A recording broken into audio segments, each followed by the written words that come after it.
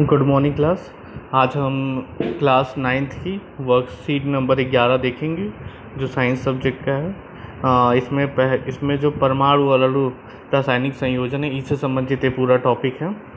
तो इसमें जो जिज्ञासा दीदी हैं वो ज्ञान से पूछती हैं कि ज्ञान ये बताओ कि तत्वों के यौगिकों का निर्माण कैसे होता है। क्या मिश्रणों की तरह इन्हें भी आपस में केवल मिला देने से यौगिक बन जाते हैं। मिश्रण में क्या होता है कि हम किसी भी अनुपात में किसी भी चीज़ को मिला देते हैं और मिश्रण बन जाता है।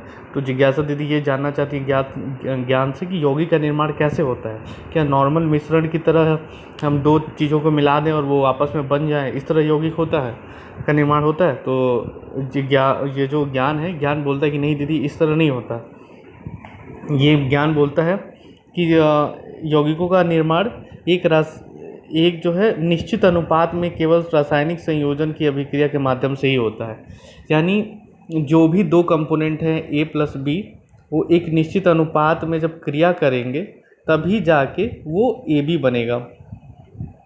और ये नहीं कि किसी भी तरह से क्रिया करेगी, ये रासायनिक अभिक्रिया पहले इनके बीच होगी और एक निश्चित सिद्धांत होगा और एक निश्चित अनुपात होगा जिसके माध्यम से रिएक्शन करेंगे और तब यौगिक का निर्माण होता है। तो यौगिकों के निर्माण के संबंध में मुख्यतः दो सिद्धांतों की चर्चा यहाँ की गई है। पहला द्रव्यमान संरक्षण का नियम। द्रव्यमान संरक्षण का नियम ये बोलता है कि भाई यहाँ देखिए, द्रव्यमान संरक्षण का नियम ये बोलता है कि किसी पदार्थ का न तो विनाश किया जा सकता है न उसको उत्पन्न किया जा सकता है।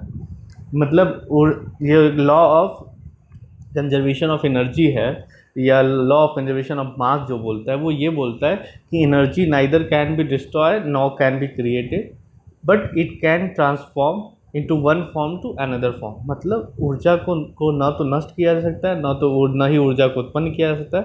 बस ऊर्जा को क्या कर सकते हैं हम, एक रूप से दूसरे रूप में बदल सकते हैं। जैसे कि देखिए, अब जैसे कि यहाँ पे मास की बात की जाए, ऊर्जा यानी क्या है, मास है।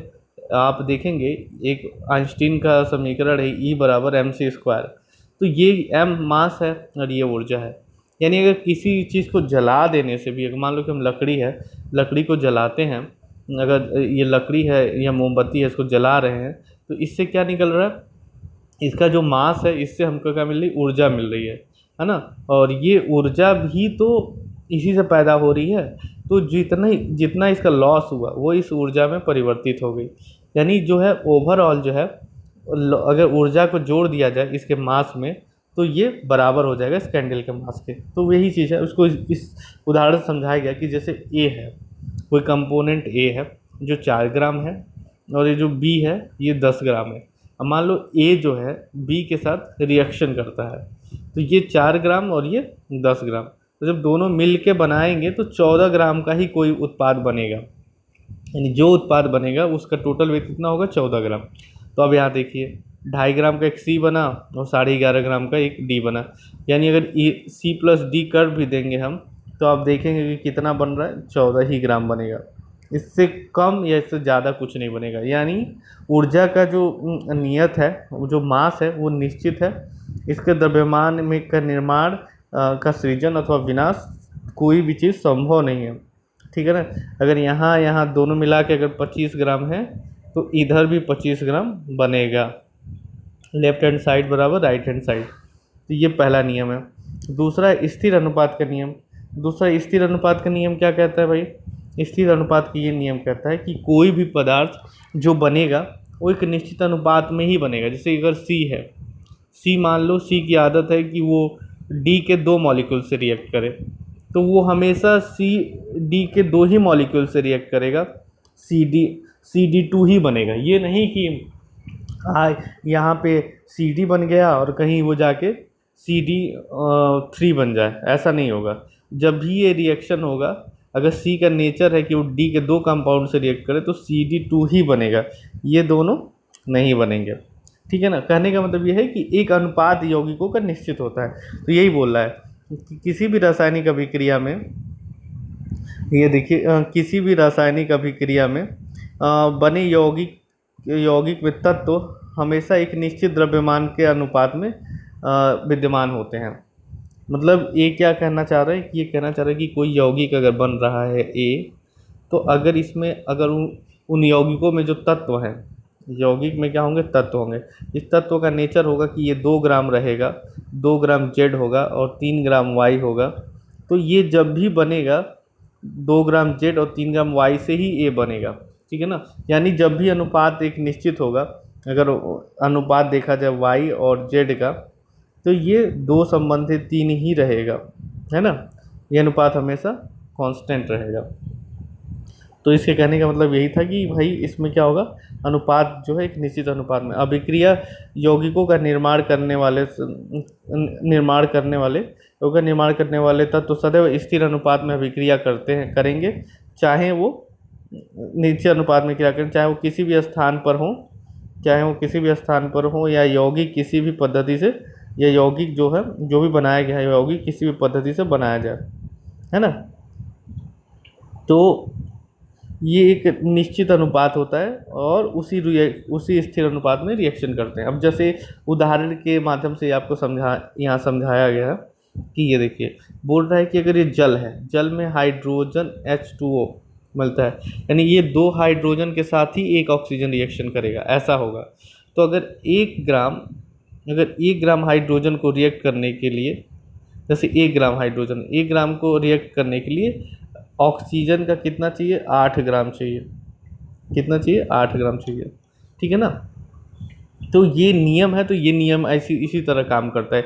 इसमें ये नहीं है कि कुछ बदल जाएगा, कहीं से भी जल उठाओगे आप, जैसे यहाँ से लो, समुद्र का जल लो, चाहे अपने टैब का नल का जल लो, वो हमेशा उसमें क्या होगा, जो रिएक्शन होगा वो H2 के रूप में होगा, तो वो समान मात्रा में रहेगा। जैसे कि 1 ग्राम के लिए 8 ग्राम ऑक्सीजन, तो 2 ग्राम के लिए 16 ग्राम ऑक्सीजन, ये चाहिए, हमको चाहिए 1 ग्राम हाइड्रोजन, और ये 2 ग्राम हाइड्रोजन के लिए 16 ग्राम H2, ये चाहिए ही चाहिए, ठीक है ना। उसी तरह बोल रहा है कि अगर मान लो कि एक एग्जांपल दे रहा है कि अगर कार्बन डाइऑक्साइड का एग्जांपल लें, कार्बन डाइऑक्साइड जो होता है CO2 होता है। तो इसमें देखिए CO2 में अगर ये होता है कि 12 ग्राम अगर कार्बन है, तो उसके लिए ऑक्सीजन की ज़रूरत आपको कितनी पड़ेगी, 32 ग्राम, है ना। 12 ग्राम क्यों, 12 ग्राम क्योंकि कार्बन का जो है आपका क्या, कार्बन का एटॉमिक वेट कितना होता है, एटॉमिक वेट 12 होता है।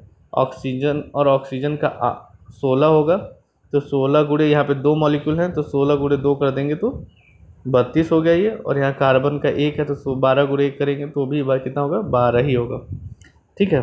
तो ये कार्बन के एक मॉलिक्यूल्स के साथ रिएक्ट करने के लिए आपको, एक एटम के साथ रिएक्ट करने के लिए ऑक्सीजन के 2 एटम की ज़रूरत पड़ती है। तो 2 कितने अनुपात में चाहिए, अगर कार्बन का 12 ग्राम हो तो वहाँ पे ऑक्सीजन का कितना चाहिए आपको, 32 ग्राम। और इसी को अनुपात में लिख दिया गया कि 12 संबंधित 12 अनुपात 32 दे दिया गया। 12 अनुपात 32 को 4 से काटिए, यहाँ पे 4 से काटेंगे तो 3 अनुपात 4 बटे 32, 3 अनुपात 8 हो जाएगा। यानी कार्बन, यहाँ कार्बन और ऑक्सीजन किस अनुपात, कार्बन और ऑक्सीजन किस अनुपात में रिएक्ट करेंगे, 3:8 के अनुपात में, ठीक है। चलिए अब आगे बढ़ने से पहले, ये अमोनिया में भी ऐसे ही है। अमोनिया में ये बोल दिया गया कि अमोनिया में कितना होता है, NH3 होता है, ये N का कितना होता है, 14 होता है, और H का कितना होगा, यहाँ पे 3 होगा, क्योंकि एक H का 1 होगा। अब यहाँ पे H3 है तो 3 हो जाएंगे, तो कौन सा अनुपात में रिएक्ट करेंगे, 14 संबंधित 3 के अनुपात में, ठीक है। आइए अब आगे चल के हम इनके अभ्यास प्रश्नों को देखते हैं। तो ये बोल रहा है कि आपको रासायनिक संयोजन के 2 नियम को बताना है। तो ऊपर जो आपने 2 नियम पढ़ा, यहाँ आपने 2 नियम पढ़े हैं। एक जो है, एक आपने यहाँ पढ़ा है स्थिर अनुपात का नियम, एक है द्रव्यमान संरक्षण का नियम, एक होता है स्थिर अनुपात का नियम। ये 2 नियम आपको बता देने हैं वहाँ पे पहले में, कि भाई एक तो द्रव्यमान कांस्टेंट बना रहता है पूरे अभिक्रिया के दौरान, उत्पादक और अभिकारक। जैसे ये वाले जो 2 चीज़ें हैं, ये आपके अभिकारक हैं। तो अभिकारकों का द्रव्यमान जो होगा, अभिक्रिया में भाग लेने वाले अभिकारकों का द्रव्यमान अभिक्रिया में बने हुए उत्पादों के द्रव्यमान के हमेशा बराबर रहेगा, और ये द्रव्यमान संरक्षण का नियम कहता है। दूसरा स्थिर अनुपात का नियम ये कहता है कि भाई किसी भी अभिक्रिया में जो 2 तत्व भाग लेंगे, वो एक निश्चित अनुपात में ही भाग लेंगे और उनका एक निश्चित अनुपात होगा, ये नहीं कि किसी भी अनुपात में वो पार्टिसिपेट कर लेंगे। तो पहला यहाँ पे आप ये लिख देंगे। दूसरा होगा कि क्या दो भिन्न स्थानों पर लिए गए शुद्ध जल के रासायनिक संगठन में कोई भिन्नता हो सकती है? एकदम नहीं होगी, नहीं होगी। समझाना है इसी को, तो बता देना है कि भाई वो निश्चित स्थिर अनुपात के नियम का पालन करते हैं, इसलिए वो एक ही तरह का वो बनाते हैं। अब अगला पूछ रहा है कि यदि 3 ग्राम कार्बन को 8 ग्राम ऑक्सीजन 3 ग्राम कार्बन को 8 ग्राम ऑक्सीजन में जलाने पे 11 ग्राम कार्बन डाइऑक्साइड बने। देखो, अगर ये ऐसे सी है, कार्बन प्लस ऑक्सीजन को जला रहे हैं तो कितना बन रहा है? CO2 बन रहा है। तो अब यहाँ देखिए कि अगर ये 3 ग्राम लग रहा है और ये 8 ग्राम लग रहा है, 8 ग्राम, तो 3 और 8, अब बोला था कि स्थिर द्रव्यमान का नियम अगर लगता है, द्रव्यमान संरक्षण का नियम, तो 8 और 3 11, यानी कितना ग्राम कार्बन डाइऑक्साइड बनेगा? 11 ग्राम। तो अगर ये 11 ग्राम बनता है तो उसी तरह बोला कि 11 ग्राम कार्बन डाइऑक्साइड बनती है, बोला ना इसमें 11 ग्राम कार्बन डाइऑक्साइड, देखो यहाँ लिखा है बनती है। तो अब बोल रहा है कि अगर 12 ग्राम कार्बन डाइऑक्साइड, यानी 12 gram carbon dioxide CO, 12 gram carbon और 32 ग्राम O2, 32 ग्राम O2 को मिला दें तो कितना बनेगा? तो 12 और 32 हो गया 44, तो क्या बनेगा? 44 ग्राम हमारा CO2 बनेगा। ठीक है, इसका उत्तर रासायनिक अभिक्रिया के कौन से नियम के आधार पे है? तो पहला नियम, द्रव्यमान संरक्षण का नियम, पहला जो नियम है उस आधार पे ये रिएक्शन करता है। ठीक है, अब अगला आते हैं, अमोनिया और कार्बन डाइऑक्साइड का निर्माण किन किन तत्वों से होता है? तो पहला अमोनिया है, तो ये है NH3। तो अमोनिया में पहला क्या हो गया? नाइट्रोजन हो गया। क्या हो गया? नाइट्रोजन। ये हो गया हाइड्रोजन। तो अमोनिया में क्या बना? इसको बोलते हैं अमोनिया।